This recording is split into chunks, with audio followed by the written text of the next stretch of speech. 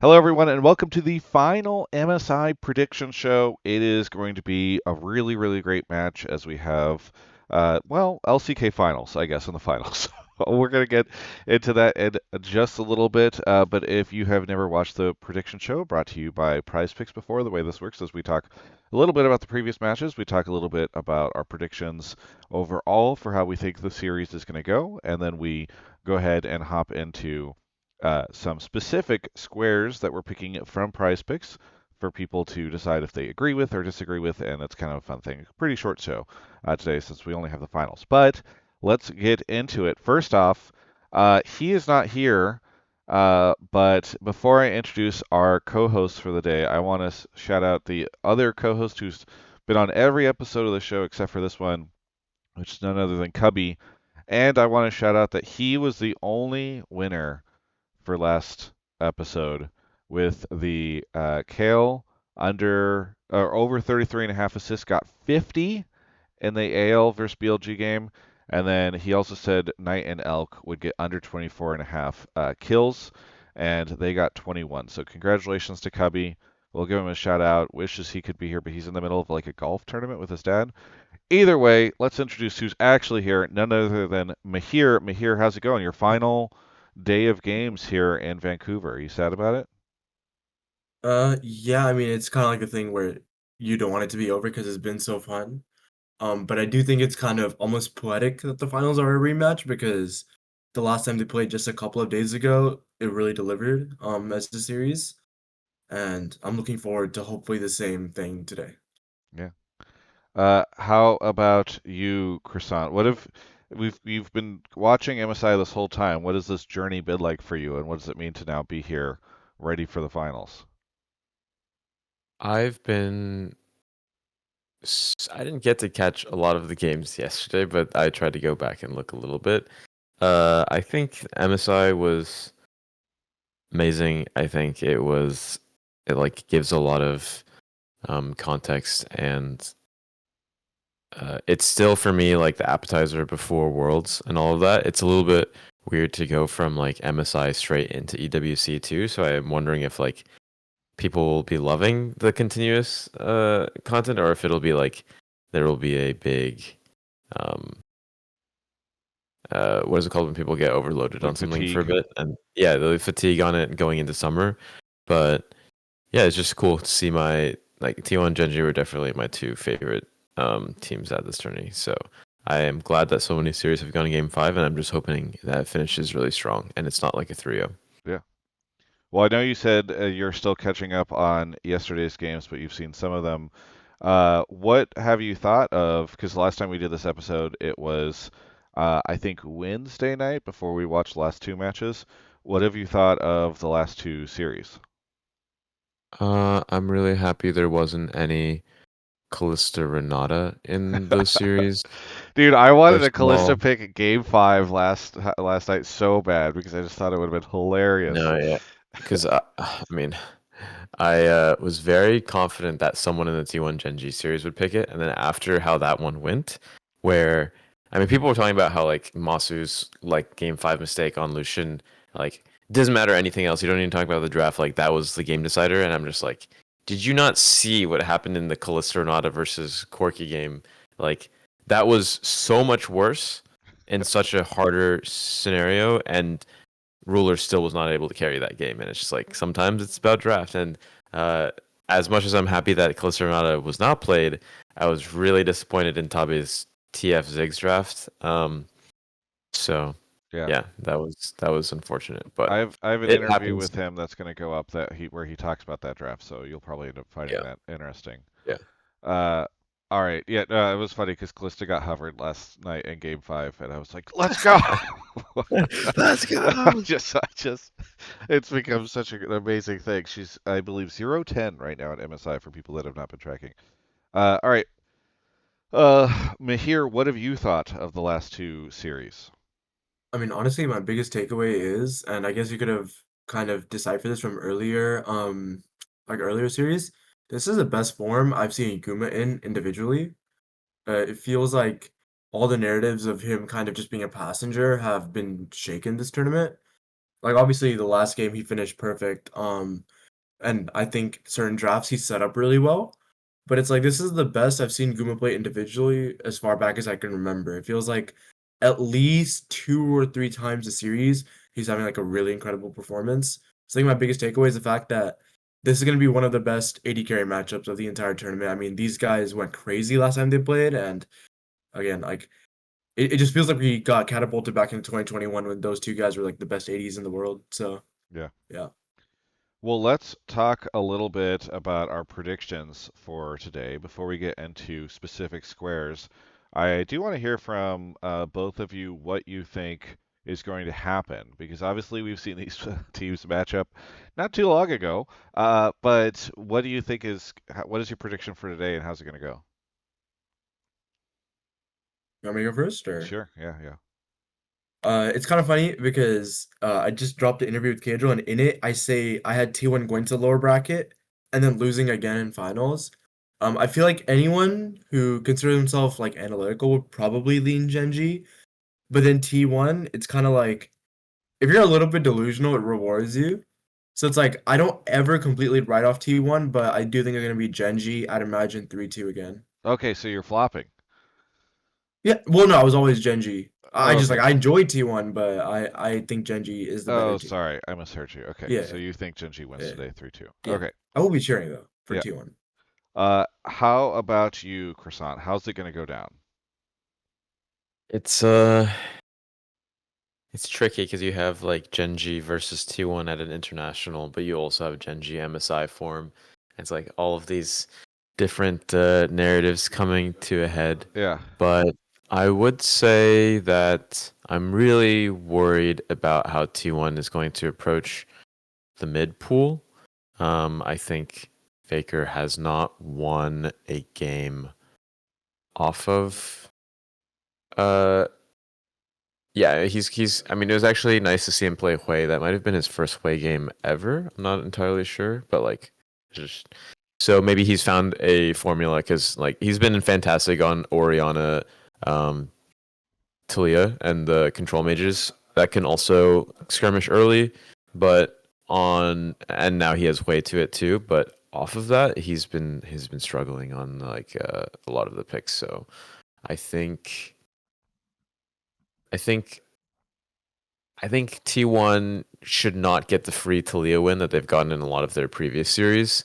And Genji won't open it, so they'll lock ban that, and then they'll be more willing to open up something else earlier in the series. Um, And because of that, I think I'm favored on Genji, but I am again rooting for T1 to uh, do well as well. What do you So think the final game score will be? I think it's going to be. I've been of the opinion since like the beginning of the year that Fearless makes it more likely to reach game fives. Yeah. Um, I mean, I feel uh, like I really want to see. I know that you can't compare all the formats or whatever, but I really feel like this MSI has had the most game fives of any international tournament ever, possibly. there was one where we were like, maybe it was even last Worlds where we just but we obviously didn't have maybe it was last MSI. I remember one where it was like 8 best of 5s in a row or something. Oh, maybe. Yeah. But I would say, yeah, it's just like it's really hard to even if a series looks really close, 3-2. A lot of times in Fearless, it's just because like they they they're restricted on their options. But I'm gonna say 3-1 Genji because I feel like they 3-1 are Genji. enough better. All right. Well, I believe in T1 Magic. We did Hotline League this week, and Jamada, I was like, dude, T1 International. He's like, that's not real. All right. Like, I'm an analyst, blah, blah, blah. And yesterday I tweeted at him the YouTube link to the song, Do You Believe in Magic? And he was not happy. But I. I think that T1 is going to win. And I think part of it is also because uh, I just feel like they're going to be coming in hot after the last couple days. Like I I've talked before about how I believe it's kind of the opposite of people's assumptions that oh you get fatigue or worn down when you have to play a bunch of series in a row over several days and like the team that has the break is in the better position. But I don't think that. I think that actually you end up gaining. I hate to use this word because it's overused so much on Hotline League, but momentum. Like I think that they will have had this extra experience. They'll be like feeling very confident coming in after yesterday's match, and so I think it'll be 3-2 T1. So I'll be I'll be the contrarian of the show and say that it's going to be 3-2 T1. But I'm really excited about it regardless because I think it's just going to be a crazy series. All right, we're going to take a quick break before we get into our prize picks lineups here so that I can show you all the fantastic way in which you can play prize picks. If you haven't played it before, you can play it on the final series today, which is kind of a fun way to rev up the hype for yourself around this match. So I'm going to go ahead and play a quick little video that I have that explains how it works here. This video is brought to you by Prize Picks, the best place to win cash while watching your favorite esports or sports. So I'm going to show you right now how this works on the app. It's super easy to use. So maybe I like Jojo Pyun at more than 9.5 deaths over the first 3 games of his series. And maybe I believe Mickey X is going to get less than 31 assists. I'll go in and hit finalize lineup where it'll show me that if both these things end up coming true and I play an entry fee of let's say $20, I'm going to end up winning $60. Prize Picks is available in over 40 states, including California and Texas. And if you sign up, use that link below. It's a big thing that you can do to help me. You can use code Travis whenever you make your first lineup of $5 or more. Win or lose, they're going to give you $50. Now, please only choose to play Prize Picks if you can do so responsibly, but doing so and signing up does help my channel very much. And you can actually join the discussion with other TGI viewers in my Discord. We have a Prize Picks channel. If you're trying to get into it, that's a great place to start. So thanks so much to Prize Picks for sponsoring this piece of content. All right, so that is how you play Prize Picks, and again, it's kind of a fun way to do it. Please only do so if you could do so responsibly. But it is, if you're thinking about watching finals tonight or this evening, and you want a fun way to spice it up, $5 you can throw that on. If you make an account, when you do, you get the 50, and it's just an interesting way to heighten the odds a little bit. So, Mahir, you had a 2 show streak that unfortunately got ended because I think your teams that you were picking did not have any interest in fighting, and you Mhm. picked a bunch of more. So we'll let you start off and see if you can come in for the finals and win something. So what do you have for this time? So looking at a lot of the numbers that are for these squares, I'm not too keen on, no pun intended, on any of them really. But there are 2 where I feel like they are slightly better than the rest. The 2 that I decided were Ruler more than 14.5 kills on maps 1, 2, 3, and then Faker plus Guma combining for 21.5 maps 1 through 3. Those are the only ones that I feel really, really confident in.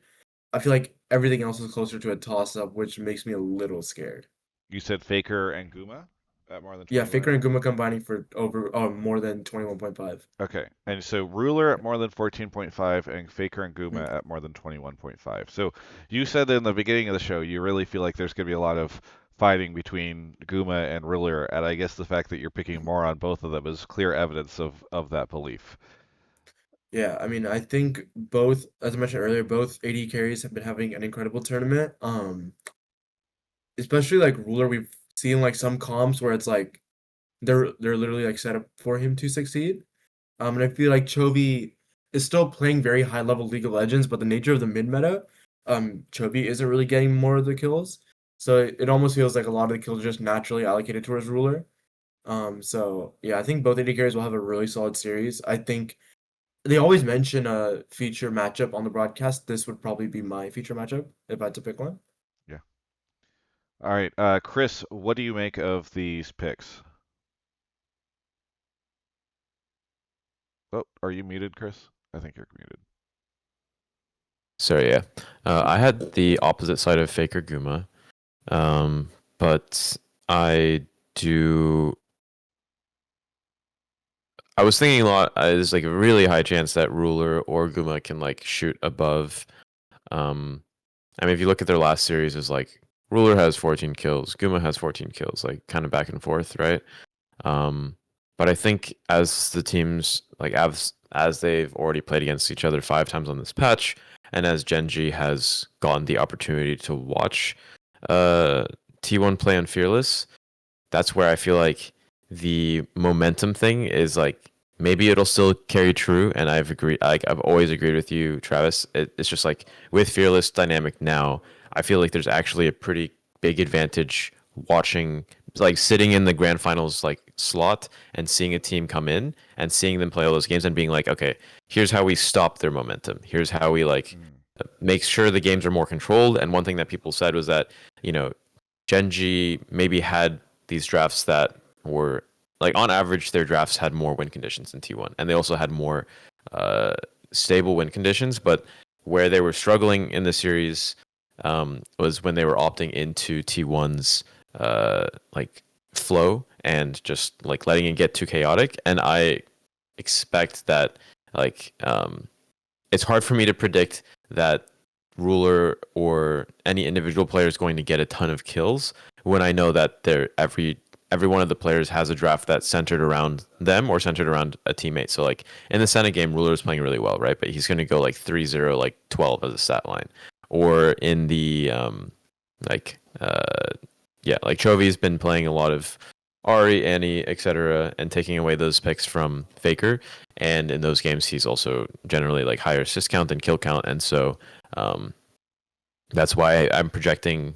Yeah, actually, sorry, I won't go into my picks yet, but that's why I just am like I understand why Mihir would lean that way, but I wouldn't like I don't know with confidence that it's going to be like bloody in the first three. Yeah. You know? My biggest fear for the like picking anything on this, and I understand me here why you're a little nervous in general on a lot of these cards. It's like the last time we saw these guys play, I think it was game two, where there was no kill until 22 minutes. So, so it is true that like when they get together, things might slow down a lot. Now, I think that followed a game one, maybe that was game three where it was super slow. But I think that followed a game where it was incredibly bloody. So you kind of don't really know what you're going to get with these teams, but they have the potential to just like slow down and trade objectives and all that stuff. So we'll see how it goes. But all right, so we have from here Ruler at more than 14 and a half kills in the first three games, and Faker and Guma at more than 21 and a half kills in the first three games. I will say the one thing I've noticed in doing these shows, because we've done a bunch for MSI, we did a bunch for Worlds last year. Guma more is usually a safe thing. Like I'm somewhat surprised that Prize Picks doesn't, uh, set his square much higher because I feel like this guy always just ends up, he'll just have a game where he gets like 8 or 9 kills in a single game, and it's just crazy. So uh, I I the Faker thing I don't know, but like Guma Moore I think is one that I'd be particularly interested in if I was competing alongside you all. Okay, so Croissant, why don't you give us what you're up to? I had Faker and Guma at less than 21 and a half, and I had Chovy at more than 21 assists. Chovy Uh, at more than 21 assists. Okay. yeah. So, break it down. I know you already talked about the Faker Guma stuff, so I don't know if you have anything to add in there, but am open to hearing about if you have anything, also the Chovy Yeah. square. Yeah, so what did you just say about the Guma thing? Oh, that he's often above. Yeah, Yes. I agree, and like I think Guma almost, if I look at T1's underperformance in any game 5 or any like finals scenario, even looking at like last MSI or the MSI before that, surprisingly it's like often when Kyria gets shut down as like the engine of the team, like against Beryl or against I think against 2023, maybe it was JDG or something like that. But and I think if there's anyone that can shut down Guma and the bot lane collectively, it's just Ruler. You know, it's like uh, he's really back in form. He's has a really good grasp on the like on his champion pool and the pick ban. You can expect that Jinx is going to be contested like earlier in the series, so that's like a huge like if Jinx comes out in the first 3 games, then anyone who's going for under on either side could get screwed because the game will just revolve around them. But also it could be like a jinx that ends the game like 0-3 and like 5 or something. And so I think I'm just leaning to Ruler on his side, and Duro has also had like a near flawless tournament. But you could also see like you know this is like the final stage, and he hasn't had to play like a real finals match as far as I'm aware, because in LCK he just they didn't have a finals, so maybe Guma and Kyria just like show up super locked in and just completely demolish them. But I'm just leaning towards Ruler and Chovy together collectively. So I feel like Faker and Guma hitting 21.5 collectively, even if Guma like overperforms, Faker might not like if they lose the game and Guma ends up with like he gets like 16 kills across the spread of the 3 games, but Faker has like 5, then I think but I think in general people have said to maybe stay away from those tandem picks The for combos. whatever reason. Yeah, They the combos. they can be good. I mean, I think Mahir, you might have picked a combo earlier in one of the shows for MSI, and it did really well for you. Yeah, So I typically use combos a lot when I feel like one of them is a really trustworthy player, like for example, Elk, and then the kind of contribution from the other player isn't that high. So like for example, with the Guma plus Faker square, the number is at 21.5, and there's a chance that Guma gets it on his own, like that number. But I had envisioned that if Guma can get, I don't know, 5 to 6 kills a game, the contribution needed from Faker is very low. It's kind of riding, like my square is riding on the fact that Guma's gonna overperform at least one game to where he has like 9 to 12 kills. But it feels like every series, at least once in the early games, like each like 80 carries kind of trade high kill games. Obviously this isn't based on like anything objective, but I have it in my gut that I think Guma will have at least one really good game early on. yeah. Yep. And on the Chovy thing, I I'm not actually basing like my prediction off of his. Well, I am basing it off of his last series, but not because he had like some sort of fantastic series. In fact, I think that was one of the. I don't know if it got talked about that much, but I think in general, when people have felt that Chovy was choking, I was like, not really, dude. And then in that game, that was one of his worst series that I've seen him play at an international. Uh, he made a lot of unforced errors on Annie, and then he made a lot of unforced errors on Rise, and they were like getting caught up in the flow. And then Galio, that was a really slow game. He did fine. Then the fourth game on Ari, like he's he's held the streak of like the best Ari in the world for like a long time. I guess it's like between him and Knight, but uh, he's just like so desperate. You saw him like Ring forward. There's a minion wave in front of him. The enemy can just stand behind it, and he still goes for the E, and then he just gets killed afterwards. It was like, but all that being said, I've never seen Chovy have 2 bad series in a row. So I think he's just going to be like, okay, just like chill out, go back to form. This is MSI. I'm winning so that Faker can win at Worlds in a few months. Like there's no way T1's going to win this early, because I think they know that's going to take away from some of the magic of them as the underdog going into Worlds, and they can't do the three-peat, which is their main goal for the year. But maybe they're trying to win both. Did you see that Faker's pick'ems were literally exact? He has perfect pick'ems right now, and then Right, who really? he has, yeah, who he has to win the finals is it's T1. But it'd be really funny if he'd like had perfect pick'ems and then he like voted Genji at the end, and it's like, bro, someone check this guy's bank account or whatever. Um, uh, but yeah, so I think Chovy hitting 21 assists with really high Annie. I think T1 lost to Annie Wukong in game 1 of both of their series against AL and against Genji, but now they're on red side. So I'd have to think about whether that changes. Like maybe Chovy goes for Talia, and in that case, he's still going to have like a really high impact, high assist count game. But yeah, I think I'm not sure about the Guma Faker one, but I am pretty confident that Chovy will get above 21 assists in the first 3 games. All right. My goat. Mahir, what do you think? I know we've already talked back and forth on the Faker Guma stuff, but what do you think of Chovy more than 21 assists? Yeah, I think Croissant brought up some good points. I also kind of ran through Chovy's match history, and I think the Talia pick is pretty important, especially depending on whatever the side selection ended up being. I'd have to go check. Um, you mentioned the Annie Wukong, the Talia. I feel like a lot of the champs in the meta typically lean towards high assist, and I think Chovy in specific is someone who, like, I don't think there's really that many mid champions that are gonna be dropping like 7, 8, 9 kills. Maybe like a really good Victor game. But on average, I think the Gallios, the Annies, the Talias, the Orianas sometimes, unless your name is Faker, you're typically going to be having higher assist games. So yeah, I think both of those were like the Chovy one was something that I personally would probably also take. Like I trust that one. And then I think we just kind of have like a disagreement on the perception of what's going to happen in the first few games in regards to Faker versus Guma. But yeah, the Chovy one in specific, I do agree with. I think it's a good point. Cool.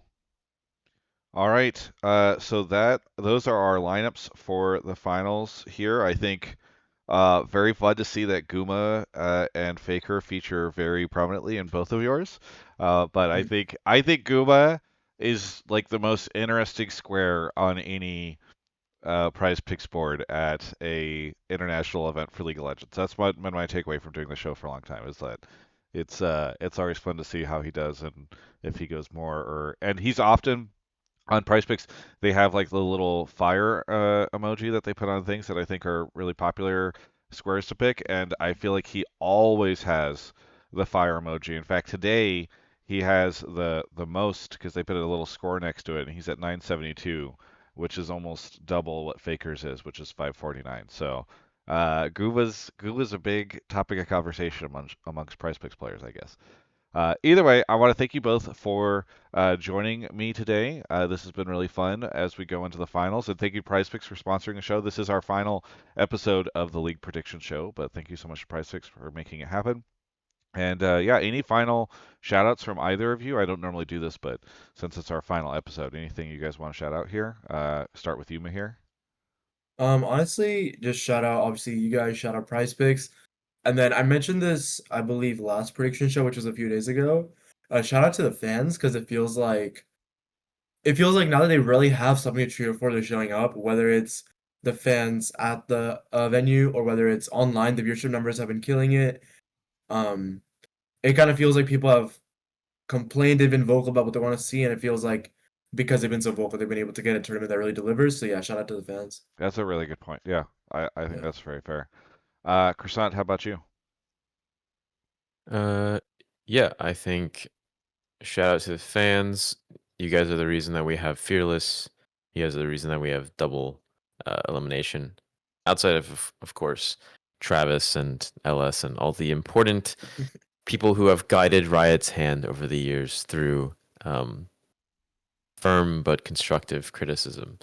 I think. Oh, also shout out to Cubby. Rest in peace. I think he's been like such a pillar to the community, and it's like we will remember him. Yeah, Uh, on the but Prize Pick that's show. all I Yeah, got. yeah, awesome. Well, thank you everybody for watching. Please consider playing Prize Picks. If you do, please sign up using my link and use my code, which is Travis. Doing so gets you that special promo, but also is a cool way to support my content and all that stuff. So, thank you everybody. Thanks for Prize Picks. Good luck to both the teams today, and we'll see how things go.